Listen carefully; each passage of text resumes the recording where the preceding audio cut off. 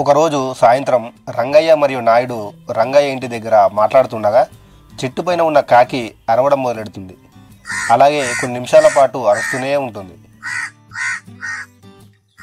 అప్పుడు రంగయ్య, అరే ఏంటి కాకి ఇలా అరుస్తుంది అనగానే నాయుడు, ఇవాళ ఎవరో చుట్టాల చెట్టున్న రంగయ్య నీ ఇంటికి అనగానే రంగయ్య, చుట్టాలా? నాకెవరున్నారు నాయుడు గారు? ఈ పేదోడి ఇంటికి ఎవరొస్తారు చెప్పండి అనగానే నేను వచ్చానుగా మరి అని నాయుడు అనగానే, ఊరుకోండి నాయుడు గారు, మీ దగ్గర నేను అప్పు చేశాను కాబట్టి మీరు డబ్బుల కొరకై నా ఇంటికి వచ్చారు, లేదంటే మీరు కూడా రాలేరు కదా. ఇలా వీళ్ళు మాట్లాడుతుండగా కొంత సమయం తర్వాత ఒక ముని ఈ రంగయ్య ఇంటి వైపు రావడం గమనిస్తాడు. నా ఇంటికి ఒక స్వామి వస్తున్నాడు అని చాలా సంతోషపడతాడు. ఆ ముని రంగయ్య దగ్గరికి చేరుకొని, బాబు, నేను పడమట దిక్కున వెళ్తున్నాను, చీకటి పడేట్టుంది, కాస్త అన్నం ఉంటే పెట్టయ్యా, చాలా ఆకలిగా ఉంది, తినేసి వెళ్ళిపోతాను అని అంటాడు. అప్పుడు రంగయ్య తన మనసులో, అయ్యయ్యో, సమయానికి బియ్యం కూడా నా ఇంట్లో లేవు, ఇప్పుడు స్వామికి ఎలా నేను అన్నం పెట్టాలి అని ఆలోచిస్తుండగా ఆ ముని, ఏంటయ్యా చింతిస్తున్నావు, నాకు అన్నం పెట్టడం నీకు ఇష్టం లేదా అంటాడు. అప్పుడు రంగయ్య, అయ్యో స్వామి, ఎంత పెద్ద మాట అన్నారు స్వామి, నేను ఆలోచిస్తుంది మీకు అన్నం ఎలా పెట్టాలి అని, ఎందుకంటే నేను పేదోని స్వామి, ఉట్టి గంజి తాగి బ్రతికేవాణ్ణి, ఇప్పుడు కూడా నా దగ్గర గంజి మాత్రమే ఉంది స్వామి, అందుకనే చింతిస్తున్నాను అనగానే అప్పుడు ఆ ముని, ఇతనెవరు, మీ చుట్టాలా అని అడగ్గా, కాదు స్వామి, ఈయన మా ఊరి పటేలు, నేను ఈయన దగ్గర అప్పు చేశాను, దాని కొరకు నా దగ్గరికి వచ్చాడు అనగానే, ఓహో అలాగా, అయితే నువ్వైనా నాకు అన్నం పెట్టయ్యా అని అనగానే నాయుడు, ఇదిగో స్వామి, నా ఇల్లు ఇక్కడ నుండి దూరం, నేను వెళ్ళలేను అంటాడు. నీ గుర్రబండి ఉంది కదా నాయన, అందులో వెళ్ళి తేవచ్చు కదా అని ఆ ముని అనగానే, చూడు స్వామి, నాకు చాలా పని ఉంది, అటు ఇటు తిరగడం నా వల్ల కాదు, అయినా ఊరికని దానం చేయడం నేను ఎప్పుడూ చేయలేదు అనగానే మునికి కోపం వస్తుంది. సంపన్నుడైన నువ్వు పుక్కెడు అన్నం కూడా పెట్టని మూర్ఖుడివి, నీకు తగిన శాస్తి జరుగుతుంది, ఇదే నా శాపం అని ముని శాపం పెడతాడు. అప్పుడు ఆ నాయుడు, ఇవన్నీ ఎన్ని చూడలేదు, రోజు నన్ను ఈ జనాలు ఎంతో తిట్టుకుంటారు తమ మనసులలో, అంతెందుకు ఈ రంగయ్య గారు కూడా ఎంతో తిట్టుకుంటాడు, కానీ బయటికి చెప్తాడా? బయటికి అంటే వాడి నాలుక నరం కోయను. అరే రంగయ్య, నా అప్పు వచ్చే మాసం కల్లా తిరిగి ఇవ్వలేదో నీకు తగిన శిక్ష నేను వేస్తాను అని అక్కడి నుండి వెళ్ళిపోతాడు. అది చూసిన ముని, వాడికి తగిన శాస్తి రాబోయే రోజుల్లో అదే జరుగుతుంది, నేను శాపం పెట్టానంటే వాడికి మూడినట్టే అంటాడు. అప్పుడు రంగయ్య, స్వామి, నేను నాయుడు దగ్గర డబ్బులు అప్పుగా తీసుకోవడం నిజమే, కానీ నేను ప్రతి ఏటా కడుతూనే ఉన్నాను, కానీ ఇంకా అప్పు తీరలేదంటాడు. నాకేగా స్వామి, ఇలా ఊర్లో చాలామందిని ఇలాగే మోసం చేస్తున్నాడు, అడిగేవాళ్ళు లేక అనగానే, వాడి సంగతి నేను పెట్టిన శాపం చూసుకుంటుందిలే, బాధపడకు, త్వరలో నువ్వే చూస్తావుగా. అది సరే గాని అన్నం లేకపోయినా గంజైనా ఉందన్నావుగా, అదే పెట్టు అనగానే రంగయ్య ఆ మునికి గంజితో ఉల్లిపాయలతో కలుపు నింపుతాడు. భోజనమైన తర్వాత ఆ ముని ఒక మాట రంగయ్యకు చెబుతాడు.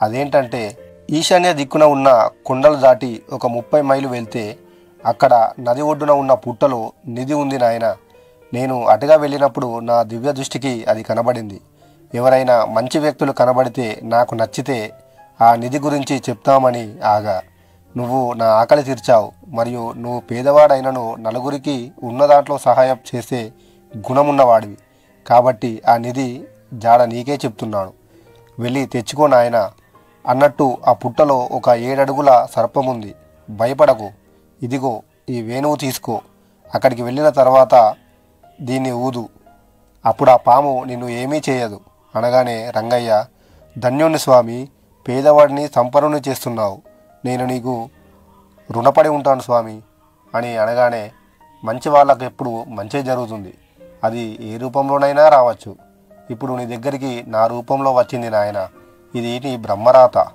దీర్ఘాయుష్మాన్ భవ, జాగ్రత్తగా వెళ్ళిరా నాయన, ఇక సెలవు అని ఆ ముని అక్కడి నుండి వెళ్ళిపోతాడు. అప్పుడు రంగయ్య తెల్లవారుజామున లేచి ఈశాన్య దిక్కున ఆ కొండల వైపు పయనమవుతాడు. అలా 4 రోజుల తర్వాత అక్కడికి చేరుకుంటాడు. పుట్టను చూడగానే ముఖం వెలిగిపోతుంది. డబ్బుమయం ఈ జగమంతా గోల్డుమయం, ఈ జగమంతా నగలమయం. అప్పుడు ఆ పాము వేణువును బయటకు తీసి ఊరుతుండగా 7 అడుగుల పాము ఒక్కసారిగా బయటికి వస్తుంది. దాన్ని చూడగానే రంగయ్యకు గుండె హడలేసినంత పడేస్తుంది. కానీ ఆ పాము రంగయ్యను ఏమీ చేయకుండా అక్కడి నుండి వెళ్ళిపోతుంది. అది వెళ్ళిపోగానే రంగయ్య ఆ పుట్టలో తొంగి చూడగానే ఒక పెట్టె కనబడుతుంది. ఇక రంగయ్య ఆనందానికి హద్దులు లేవు. ఆ పుట్టలోంచి ఆ పెట్టెని బయటికి తీసి దాన్ని తెరిచి చూస్తే లోపల బంగారు వజ్రవైడూర్యాలు ఉంటాయి. ఆ స్వామికి మొక్కి ఆ పెట్టెని తీసుకొని అక్కడి నుండి వెళ్ళిపోతాడు. కానీ రంగయ్య ఊరికి వెళ్లకుండా ఇంకో కొత్త గ్రామానికి వెళ్ళి అక్కడే సంపన్నుడుగా ఉంటూ నలుగురికి సహాయం చేస్తూ ఆనందంగా ఉంటాడు. ఒకరోజు తన ఊరికి వెళ్దాం అని తిరిగి వెళ్ళగా అందరినీ మోసం చేసేవాడు, అందుకే దేవుడు తగిన శాస్తి చేశాడు అని అందరూ ఆనందంతో అంటుండగా ఆ స్వామి పెట్టే శాపం గుర్తొచ్చి ఆ స్వామిని మనసులో తలుచుకుని అలాగే తమ ఊరి జనానికి ఏ సహాయం కావాల్సి వచ్చినా నేనున్నాను అని హామీ ఇచ్చి నాయుడు దగ్గరికి వెళ్తాడు. అక్కడికి వెళ్ళి చూస్తే ఏటైనది క్షమించండి, వీడియో ఎంత ఎక్కువ పార్ట్ 2కి కన్వర్ట్ చేస్తున్నా.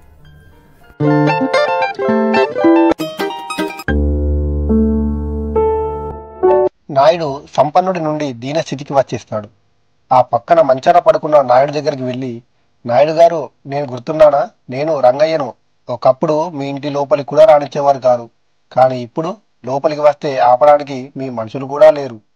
మీకు వచ్చిన ఈ వ్యాధికి ఖర్చు చేసి చేసి సంపన్నుడు అయిన మీరు దీన స్థితికి వచ్చేశారు.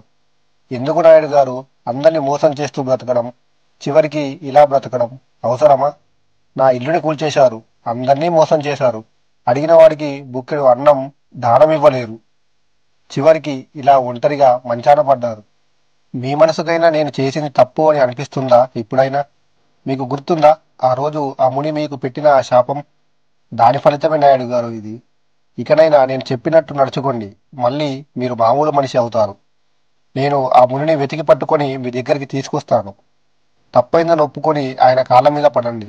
అప్పుడు ఆయన కరుణిస్తానన్న నమ్మకం నాకుంది అని రంగయ్య అనగానే నాయుడు తన మనసులో పొంగిపోతూ కళ్ళల్లో నీళ్లు తిరుగుతాయి. సరే అని సైగ చేయడంతో రంగయ్య అక్కడి నుండి వెళ్ళి ఆ మునిని వెతకడం మొదలు పెడతాడు. 1 మాసం తర్వాత ఓ చోట ఆ ముని కనిపిస్తాడు. సంతోషంతో ఆ ముని దగ్గరికి వెళ్ళి, ప్రణామాలు గురుదేవా, నన్ను గుర్తుపట్టారా అని అడగ్గా, లేదు నాయన, ఎవరు నువ్వు అనగానే, స్వామి, నేను రంగయ్యను. ఆ రోజు సాయంకాలం మీరు నా ఇంటికి వస్తే మీ ఆకలి తీర్చాను. అలాగే మీరు నాకు నిధి ఉన్న జాడను చెప్పారు అనగానే, ఆ నాయన, బాగున్నావా, అంతా కుశలమేనా అనగానే, అంతా కుశలమే స్వామి, మీరు నా జీవితాన్నే మార్చేశారు గురుదేవా. మీకు ఏమిచ్చిన రుణం తీర్చుకోగలను చెప్పండి గురుదేవా అనగానే, నాకేమొద్దు నాయన, నలుగురికి ఉపయోగపడు అదే చాలు. అలాగే నలుగురికి సాయం చేస్తున్నాను స్వామి, మీకు ఏం కావాలి అని. నాకేమొద్దు నాయన, ఆ రోజు నా ఆకలి తీర్చావు అదే చాలు అనగానే, సరే స్వామి. ఆ స్వామి, మీకు ఒకటి చెప్పాలి. ఏంటి నాయన? ఆ రోజు మీరు ఆ నాయుడికి శాపం పెట్టారు కదా, అతను ఇప్పుడు పక్షవాతం వచ్చి మంచాన పడ్డాడు. నేను 1 మాసం కిందే అతన్ని కలిశాను. చాలా దీనస్థితిలో ఉన్నాడు. తన తప్పు తెలుసుకున్నాడు. మిమ్మల్ని తీసుకొస్తే మీ కాళ్ళ మీద పడి తన తప్పును సరిదిద్దుకుంటాడు. ఆయన పట్ల మీరు కరుణించండి గురుదేవా. ఒకసారి నాతో రండి. ఆయనకి నేను మాట ఇచ్చాను మిమ్మల్ని తీసుకొస్తానని. ఆయన ఒకప్పుడు మూర్ఖుడే కావచ్చు, కానీ శిక్ష పడిన తర్వాత ఆయన తన తప్పుని తెలుసుకున్నాడు. తప్పుని సరిదిద్దుకున్న వాడికి ప్రాయశ్చిత్తం ఉంటుంది కదా గురుదేవా. ఈ ఒక్కసారికి నా కోసం రండి స్వామి అని అడగ్గా, అప్పుడు ఆ ముని, అతను చెడ్డవాడని తెలిసి కూడా, పైగా నిన్ను మోసం చేశాడని తెలిసి కూడా అతన్ని క్షమించమని కోరుకుంటున్నావంటే నీ అంత ఉత్తమ పురుషుడు లేడయ్యా. సరే, తప్పు తెలుసుకున్న వాడిని నేను కూడా క్షమిస్తా, పదా వెళ్దాం అనగానే రంగయ్య ఆనందంతో ఆ మునిని నాయుడు దగ్గరికి తీసుకొస్తాడు. అప్పుడు ఆ ముని, చూసావా నాయన, అప్పుడు నువ్వు నీ కన్న కావడంతో విర్రవీగావు, చివరికి నా మాటలు కూడా లెక్క చేయలేవు. ఇప్పుడు ఈ పరిస్థితిలో ఉన్నావు. ఎవరిని తక్కువ చేసి చూడకూడదు. నువ్వు ఎంతో మందిని మోసం చేశావు, కానీ రంగయ్య నీ పట్ల దయతలచి నన్ను వెతుక్కుంటూ వచ్చి నీకు శాప విమోచనం కలుగజేయమన్నాడు. అందుకే రంగయ్య సంపన్నుడయ్యాడు. నువ్వు దీనస్థితికి వెళ్ళావు. విధి ఎప్పుడు ఒకేలాగా ఉండదు, తెలుసుకో. ఇకనైనా బుద్ధిగా బ్రతుకు అని చెంబులోంచి నీళ్లు నాయుడు మీద చల్లి మంత్రం చదవగానే నాయుడు యథాస్థితికి వచ్చేస్తాడు. అప్పుడు ఆ నాయుడు, ధన్యుణ్ణి స్వామి ధన్యుణ్ణి అంటూ ముని కాళ్ళ మీద పడి తన తప్పుని ఒప్పుకొని ఇకనైనా మంచిగా బతుకుతానని వేడుకుంటాడు. అప్పుడు ఆ ముని, మంచిది, ఆయుష్మాన్ భవ అని అక్కడి నుండి వెళ్ళిపోతాడు. అప్పుడు నాయుడు రంగయ్యను కౌలించుకొని ఆనంద బాష్పాలతో, రంగయ్య, నేను నిన్ను మోసం చేశాను, కానీ నువ్వు నన్ను మళ్ళీ మామూలు మనిషిని చేశావు. నీ రుణం ఎలా తీర్చుకోవాలి రంగయ్య అని అంటాడు. అప్పుడు రంగయ్య, నా రుణం ఎలా తీరుస్తావంటే, ఇకనైనా మంచిగా జీవించు, నీకున్న దాంట్లో నలుగురికి సహాయం చేయు, అదే నువ్వు నాకిచ్చే రుణం అని రంగయ్య అక్కడి నుండి వెళ్ళిపోతాడు. ఇక నాయుడు కూడా అందరితో మంచిగా ఉంటూ తోచిన సహాయం చేస్తూ ఆనందంగా జీవిస్తాడు. రంగయ్య కూడా అప్పుడప్పుడు తన ఊరికి వస్తూ అందరినీ పలకరించి కష్టసుఖాలు తెలుసుకొని సహాయం చేస్తూ ఉంటాడు. నాయుడు మరియు ఆ ఊరి జనాలు రంగయ్యను ఇక్కడే ఉండమని వేడుకుంటారు. కానీ రంగయ్య, చూడండి, నాకు ఆ ఊరి జనాలతో మంచి అనుబంధం ఏర్పడింది, అయినా నేను 1 మాసం 2 మాసాలకోసారి వస్తూనే ఉంటాగా, పైగా మన నాయుడు ఇక్కడే ఉంటాడు, ఇంకేం కావాలి అని. అలా ఒకప్పుడు కరువు కాటకాలలాగా ఉండే ఊరు ఇప్పుడు అందరూ సంతోషాలతో ఆప్యాయాలతో జీవిస్తున్నారు. ఈ స్టోరీ మీకు నచ్చినట్లయితే లైక్ చేయండి. ఇలాంటి స్టోరీస్ని మీరు ఇంకా వినాలి అనుకుంటే ఛానల్ని సబ్స్క్రైబ్ చేయండి.